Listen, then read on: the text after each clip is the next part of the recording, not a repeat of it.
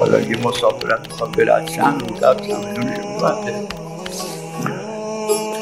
یه ماه جلوتر تهیه میبینه که میخواد یه سفر یه ماهه بره مکه و بیاد. ما یه سفری در پیش داریم که دیگه برگشتن نداره. حالا به همین یک کلمه ما عمل کنیم چقدر خوبه.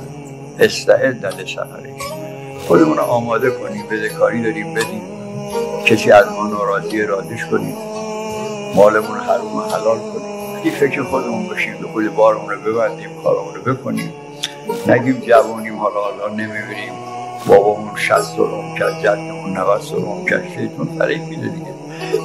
ناگهان بانکی براید خواجه ما که دست خالی هستیم. مگه این محبت اهل بیت به داد ما برسه؟